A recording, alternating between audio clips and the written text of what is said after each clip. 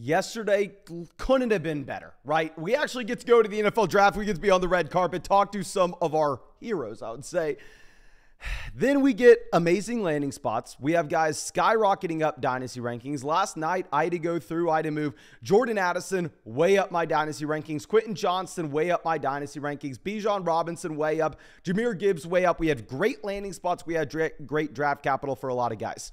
Well, today was not that. Today was painful. Today hurt. We have a ton to get into. We have a lot of losers here. And yes, we, of course, will be updating our dynasty rankings tonight. I'll be staying up God knows how long, making sure that we have updated Dynasty rookie rankings for y'all. And of course, you can find that on flockfantasy.com. Sign up with promo code FLOCK. Get access not only my Dynasty rankings, but the Dynasty rankings of all your favorite content creators. And also, when you sign up with promo code FLOCK, you're going to get 30% off any subscription. And on top of this, you are going to get a Dynasty podcast breakdown of your team by yours truly. So make sure you are taking advantage of that. But I want to use the NFL draft order as a list of how we can go through and talk about these losers, right? Just so we can make sure that we have everything in order, because this is our initial instant reaction. So I would say we really don't have any losers to talk about through the first 5, 6, 7, 8 picks. I mean, Bijan Robinson, I know not a good offense, but the man is going to see a million carries. So at the end of the day, it may not matter that the offense isn't great. Bijan Robinson is good. Okay, let's keep going down before we see our first loser. Jahmyr Gibbs going at 12. I understand that a lot of people are saying, okay, well, Mason, there are a lot of running backs in Detroit. I mean, Mason, you already have DeAndre Swift here. Not only do you have DeAndre Swift, but you also have David Montgomery. How is this a good spot for Jahmyr Gibbs? Guys, he goes pick 12 of the NFL draft. He gets way more capital than we were assuming. With this level of team investment, the Detroit Lions are saying, who cares about DeAndre Swift? DeAndre Swift does not exist. Please do not think that Jahmyr Gibbs is a loser. Jahmyr Gibbs comes out actually as a winner. We may talk about him a little bit later on. We can say DeAndre Swift is a clear loser. Now, of course, we already talked about DeAndre Swift a ton yesterday. We have a lot to get into with what happened today. So in general, no, do not think DeAndre Swift has any dynasty value left if he stays with the Detroit Lions. If DeAndre Swift is traded, then yes, you can be excited about DeAndre Swift. I think DeAndre Swift still has the talent, but I updated my dynasty rankings over on flockfantasy.com last night, and we moved DeAndre Swift down to being like a mid to low end RB3 for us. I had DeAndre Swift down there in the range of guys like AJ Dillon at this point. And now, of course, DeAndre Swift may increase his dynasty value, and it's still a possibility if he does get traded. But at the end of the day, it's not going to be a guarantee. And with the team investment from the Detroit Lions into Jahmyr Gibbs there, like, do not have high expectations. Do not have high hopes for DeAndre Swift and his dynasty value from here. Okay, so let's go over to our next few names here. I mean, scrolling, don't have too much to discuss. Jackson Smith-Njigba, not on this video. Quentin Johnston, not on this video. These guys are good to go. Zay Flowers, we can talk about as a loser here a bit. I understand that, yes, you get the bump in the overall offensive passing volume with the difference of offensive coordinator coming in, someone that had a ton of volume in Tampa. But at the end of the day, with Lamar Jackson, I don't expect this to be a quarterback that really is ever in the top 10, I don't want to say 15. He could get there in terms of his passing attempts and the passing volume that's in this offense. Still expect Lamar himself to be an elite fantasy option given the rushing upside. But now you have Zay Flowers going to a team where he's definitely not the number one guy. That's going to be Mark Andrews. Maybe, probably, he's playing ahead of both Odell Beckham Jr. as well as Rashad Bateman. But those guys aren't complete zeros. They are going to be drawing some targets. So the target competition's actually there in Baltimore. Now, of course, we think back to last year when Devin Duvernay is the number one guy on the roster. And we think, okay, this is an empty team. Well, it's very different. You have Odell coming over. Odell presumably fully healthy. You have Rashad Bateman presumably fully healthy as well. So it's not a good landing spot for Zay Flowers. I think Zay Flowers does still need to be a top 9 pick just because some guys like Will Levis we'll talk about in just 1 second.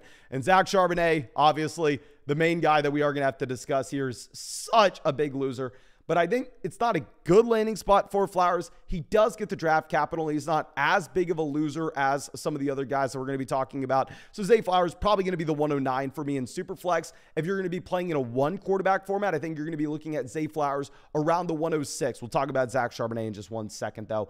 Now, scrolling. Dolan Kincaid, winner. We don't need to talk about him. We'll talk about him in the next video. But yeah, not too much else to discuss. And this is what we were talking about yesterday, right? Yesterday, we were super excited. We were going, okay, all these guys found pretty good landing spots. I mean, it was a great day one for the NFL draft. Like, it's looking like we're going to be happy with where things stand. Okay, changing this to round two, you're about to see a big difference. We are about to see loser after loser after loser, starting with someone that I was rooting for intensely. I have drafted him in a million fantasy football drafts already because he was going in the last round of underdog drafts, and Las Vegas sportsbooks had him priced in as a top 5 pick overall. Will Levis, arguably the biggest loser in terms of his dynasty value that I had for him going into the draft versus where he stands today. Now, last night, I updated our rankings where we moved Will Levis down from our 107 to the 111. And I know that sounds like we made a small drop in general, but it is really massive if you're going to be looking at our startup rankings for where he was going. In reality, we had Will Levis closer to being like a 4th, 5th round startup pick, assuming that he was going to be a top 5 overall NFL draft pick, where after he fell to round 2 of the NFL draft, I mean, last night we said he went from being that guy with a guaranteed starting job over the next 3 seasons to now Malik Willis. And what's funny enough is he goes to the Tennessee Titans here. The same situation you had with Malik Willis last season. I still think Will Levis has upside, right? I still think that if he were to be a successful real-life NFL quarterback, it would translate to fantasy given the rushing upside, and he could score a decent amount of points. So if we are looking at Will Levis, this is a player that I am willing to take late round 1. I think I would personally be looking at Will Levis at the 111, but you have to understand that it is a massive teardrop that we are going to have. I would say maybe the teardrop's at 9. It's just so damn difficult in terms of what we're going to be looking at when it comes to Zach Charbonnet. He'll probably be the next guy that we talk about here. It's the worst thing that could ever happen in this draft is honestly the Zach Charbonnet pick. Okay, scrolling out. And maybe you want to say, okay, well, maybe Bryce Young is a loser because Jonathan Mingo goes to the Carolina Panthers and Jonathan Mingo is so damn bad. But that doesn't really count. We're not going to talk about that too much. Okay, so let's keep it going. Luke Musgrave going to Green Bay. Not too much of an impact. If anything, it's a pretty damn good landing spot. Now, this is the big discussion that we have to have. The worst landing spot that we are going to be seeing will be Zach Charbonnet. This is, in my mind, more surprising than the Jahmyr Gibbs pick in a couple different ways. I think you can be more surprised that Jahmyr Gibbs went at pick 12 rather than Zach Charbonnet goes at pick 52. Like, we were expecting Zach Charbonnet to go off the board in this range, whereas we weren't expecting that with Jahmyr Gibbs.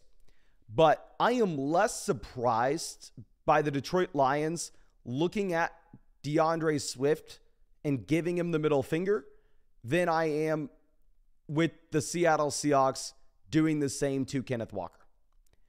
Kenneth Walker was just selected in the 2nd round of the NFL draft last year. Kenneth Walker was a player in contention for Offensive Rookie of the Year. Kenneth Walker, previous to this, on flockfantasy.com, I'm going to go ahead and I'm going to pull this up right now. We're going to try to figure out exactly how far Kenneth Walker is going to be moving in our rankings, because this is, in my mind, the biggest takeaway that we have for today is that you have to plummet Kenneth Walker down as well as Zach Charbonnet in your rankings. I personally had Kenneth Walker. If you head over to flockfantasy.com, pull up my rankings as my running back 3 overall, right? I mean, I had him literally only behind the combination of Bijan Robinson as well as Breece Hall. These are my rankings. It's not the average ranking of all the creators on flockfantasy.com. These are mine in particular. So if we try to figure out how far Kenneth Walker should fall now, with the addition of Zach Charbonnet in the second round, where I think they are most likely splitting the backfield, not 50-50 exactly, but in the long term, I think we see a 60-40 split in favor of Kenneth Walker. If I'm choosing between these running backs, obviously we're going with Kenneth Walker, even if Zach Charbonnet is the most recent guy the team invested into. I think Kenneth Walker showed so much promise year one that you have to assume that he is the starter. And at first, maybe it's a 70-30 running back by committee, but then probably transitions to a 60-40, 55-45, damn close to 50-50. So in my mind, Kenneth Walker easily falls past Jonathan Taylor. Kenneth Walker easily falls past Travis Etienne. We'll talk about Tank Bigsby later on. He easily falls behind Jahmyr Gibbs. He falls behind Saquon Barkley. He falls behind Christian McCaffrey. And this is a massive fall as well, because if you look at my overall startup rankings, we had Kenneth Walker at 21 with our overall startup rankings. If we go down to where we were looking at these other guys, we're saying he's maybe behind Josh Jacobs. He's maybe in line with Najee Harris, Austin Eckler. He's falling from like 29 being a third-round startup pick to now being a fifth, sixth-round startup pick. And obviously, in terms of dynasty value, it's not linear with the fall-off. It is going to be exponential. That fifth or sixth round startup pick is going to be a massive fall from where he was previous. So I need to ask the live chat a couple questions here, because obviously I'm going to have to update these tonight, and I do not know exactly what direction we need to be going in. So I'm going to ask y'all a couple different questions. I need to get your immediate sense on where we stand here. First question: Kenneth Walker versus Josh Jacobs. Okay. Like I said, going into this, it was not close for me. I was going Kenneth Walker. But it's the second round Zach Charbonnet. If it was third round, if it was fourth round, of course, if they add in a running back, I'm fine with it. We can say, okay, they needed some more depth. They lost Rashad Penny, blah, blah, blah. Second round is completely different. So looking at this, we have Jacobs, Walker, Jacobs, even Jacobs. Most people are saying Josh Jacobs here. So let's go down the list, right? So I agree with you. I think we want Josh Jacobs over Kenneth Walker. I was just on the Fantasy Stock Exchange live stream, and this is what I brought up. I would rather have Najee Harris at this point. You add in a great offensive tackle. You add in Darnell Washington as well. No additional running backs going to Pittsburgh. Now, of course, if we're looking at the age, yes, Najee Harris is 25, whereas Kenneth Walker is 22. But at this point, who are you taking between Najee and Kenneth Walker? I know from a redraft perspective, I'm going Najee Harris, and I'm not thinking twice about it. From a dynasty perspective, obviously, it's a little more difficult given the age of these two players. But are we going to go Najee Harris or Kenneth Walker in dynasty from now on? Okay. So now we have Harris, Walker, Harris, never Najee, Walker, Najee. Tobin says Najee is where we draw the line. Okay, so it looks like, honestly, now we have probably the chat split close to 50-50, if not about 60-40. So that looks to be about the range where Kenneth Walker will fall. I'm not going to sleep on it. I'll update the rankings tonight and then definitely continue to tweak them over the next few days as we can let the dust settle and think about this a little more clearly. I think I'm probably going to be moving Kenneth Walker down to the Najee Harris, Austin Eckler, Ramondre Stevenson, Tony Pollard tier. Now, the other big loser in this is going to be Zach Charbonnet. Everybody was hoping Zach Charbonnet is going to Cincinnati. Zach Charbonnet is going to Kansas City. Zach Charbonnet is going to Buffalo. Zach Charbonnet is going to find a great landing spot in a great offense. He goes to be most likely the running back 2. So first thing I need to discuss, let's go ahead and let's pull up my updated rookie rankings. Now, these were updated as of last night. So, of course, I'm going to be updating these tonight as well with all the landing spots that we had. But this was my top 12 as of last night. So we had Bijan, Young, Richardson, Stroud, JSN, Gibbs, Johnston, Addison, Charbonnet, Zay Flowers, Will Levis, Dalton Kincaid. I think at this point, you have to drop Zach Charbonnet behind Zay Flowers. If you're looking at my startup rankings that I had for these guys, I actually had the startup rankings as Zach Charbonnet at pick 59 and Zay Flowers at pick 73. So obviously Flowers not really changing with anything that happened today. But I think in terms of the startup ranking, you have to move Zach Charbonnet probably to the 70s, 80s, 90s. I still am going to be taking Zach Charbonnet ahead of Will Levis. I'm still going to be taking Zach Charbonnet ahead of Dalton Kincaid because at the end of the day, I mean, you do have some strong marks on this Zach Charbonnet profile, right? I mean, you are in a spot where you have a running back with 3 down size. You have a running back that can catch the ball. He's a good enough athlete, and now he goes round 2 of the NFL draft.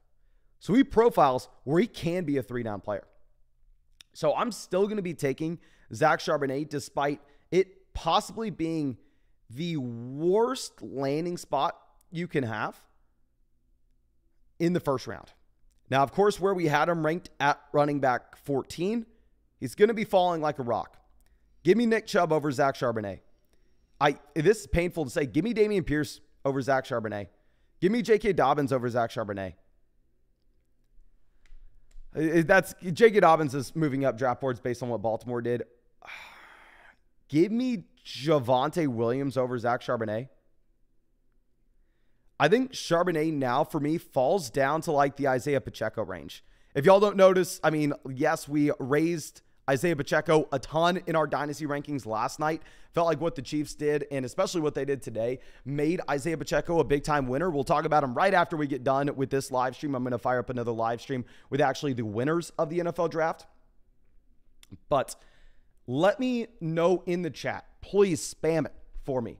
With the Kansas City Chiefs not investing into the running back position, with Zach Charbonnet finding this landing spot, would you rather have Isaiah Pacheco or Zach Charbonnet? Please let me know. Please let me know. Literally every single person saying Pacheco. Every single person.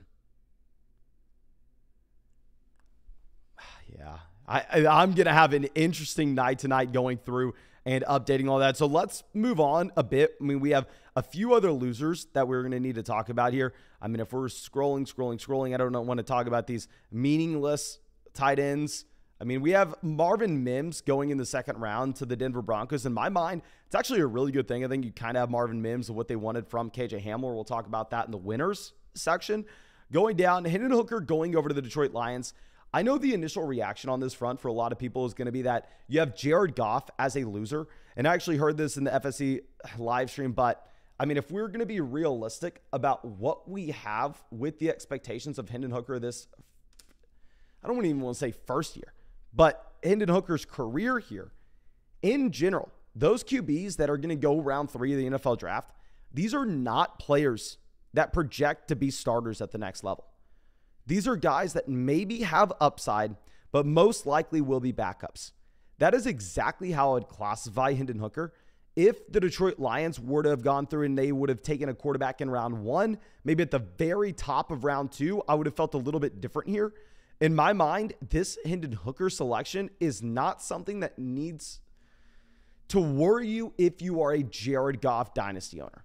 If this can get you Jared Goff at a discount as well, I will go ahead and I'll be fine picking up Jared Goff at that discount, especially with the addition of Jahmyr Gibbs, where we assume that Jahmyr Gibbs is adding the majority of his value actually as a pass catcher. So, yeah, I mean, do not fret. I understand a lot of people are going to have Jared Goff as a loser. I just want to talk about that just a bit. I don't think it will be the case, especially with the torn ACL. Now, going over to the Kendre Miller pick with the New Orleans Saints, I think this makes a lot of sense long-term for the Saints.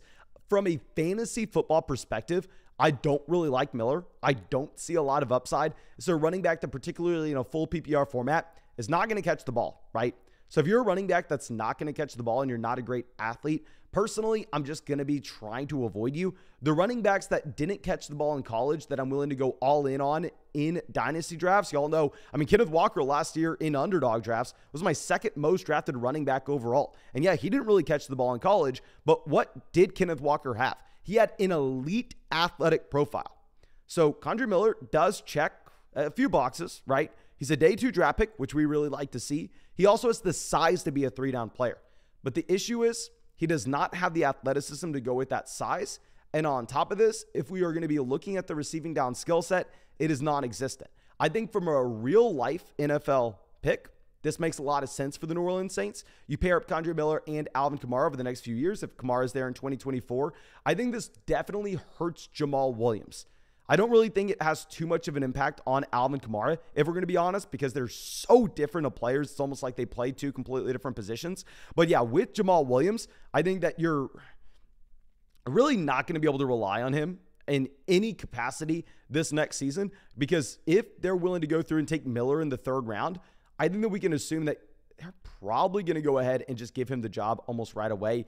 Hyatt going round 3. This is also a big thing that we have to talk about, because expectation with Hyatt was, yeah, he's probably not going to be a good fantasy football option because he's going to be a field stretcher, but at the end of the day, he's going to provide a lot of NFL value with his speed and his deep ball ability. The fact that he goes round 3 here in the NFL draft, this is someone that will be better from a real life perspective than a fantasy football perspective. The exact opposite of a player like Josh Downs. So if Hyatt was going to be exciting for me in dynasty drafts, he needed to go late round 1 of the NFL draft. He needed to go early round 2 of the NFL draft. It's the same exact landing spot that we thought you were going to have from Jalen Hyatt. I think most people had him going to the New York Giants, and it makes sense on paper. But I mean, the fact that he falls to pick 73 here is just not someone I'm too excited about.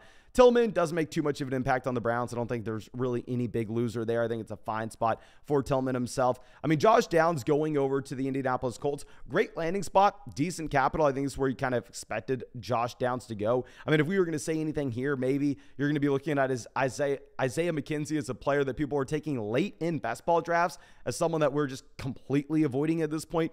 Tajay Spears going over to the Tennessee Titans.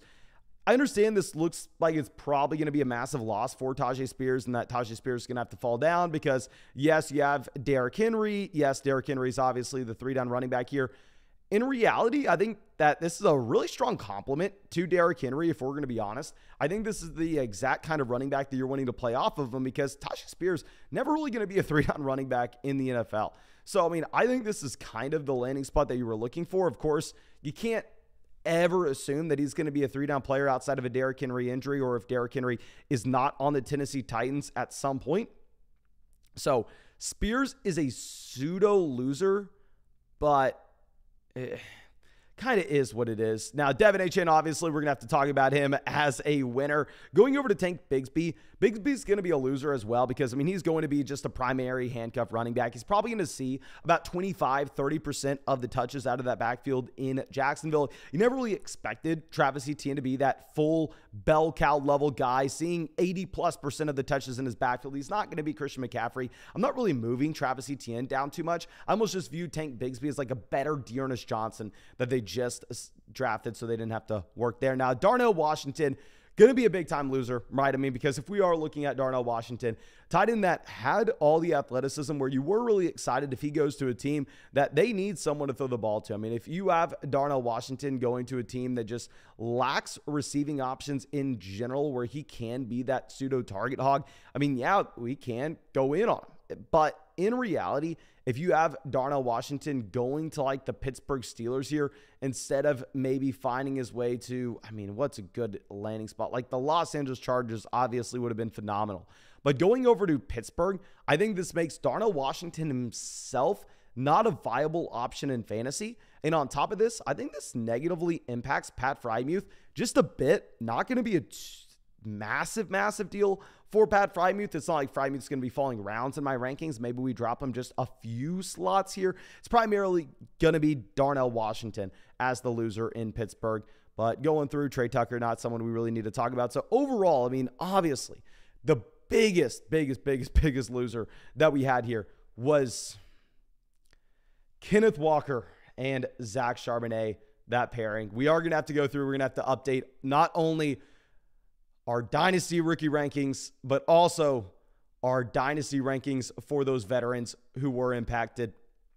Real quick, we have a donation question coming out from Cody. Says, one quarterback PPR Dynasty, would you trade the 102-109 Mixon for T. Higgins, Najee Harris, and 2/3? Okay, so in a one quarterback Dynasty format, that 102, you're going to be looking at either Jackson Smith-Njigba or Jahmyr Gibbs, your personal preference. Now, of course, I love JSN. I am going to be going with Jackson Smith-Njigba, and I am incredibly biased. But I would still rather have T. Higgins over Jackson Smith-Njigba. If I'm going to be looking at Najee Harris versus the 109 and Joe Mixon, the 109 in your one quarterback dynasty league is most likely going to be a player like Devin Achane. Maybe you go with the quarterback there in a one quarterback format. 109 is a trash pick in a one quarterback format. Give me Najee Harris there. And so I'm going to go ahead. I'm going to take T. Higgins and Najee Harris if we're contending. If you were rebuilding, then maybe we go with the 102, 109 and see if we can flip Joe Mixon for a little bit more. But I'm going to go ahead in this live stream here, ladies and gentlemen, and fire up another one right away. So please don't go anywhere.